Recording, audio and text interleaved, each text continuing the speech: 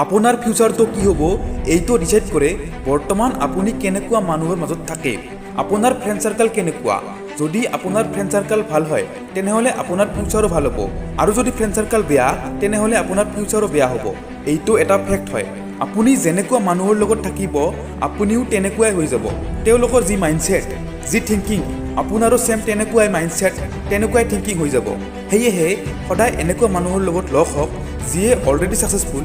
যদি আপুনি 9জন এনেকুৱা মানুহৰ লগত থাকে যিয়ে কাম বন নকৰে, এনে অনাই বনাই ঘূৰি থাকে বেকাৰ, তেতিয়া 10 নম্বৰজন বেকাৰ ব্যক্তি আপুনি হ'ব। আৰু যদি আপুনি 9জন এনেকুৱা মানুহৰ লগত থাকে যিয়ে ধনী বা অলৰেডি ছাকচেছফুল, তেতিয়া 10 নম্বৰজন ধনী বা সফল ব্যক্তি আপুনিয়েই হ'ব। এইটো মনত ৰাখিব। সেয়েহে সদায় এনেকুৱা মানুহৰ লগত থাকক যাৰ লগত থাকিলে আপোনাৰ উন্নতি হ'ব পাৰে।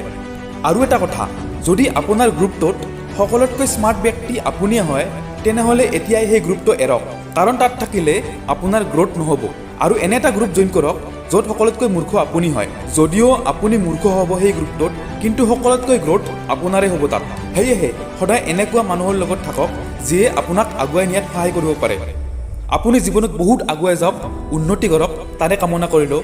আৰু আপোনাক এটা অনুৰোধ জনাইছোঁ, ভিডিঅ'টো লাইক আৰু চেনেলটো ছাবস্ক্ৰাইব কৰি দিব।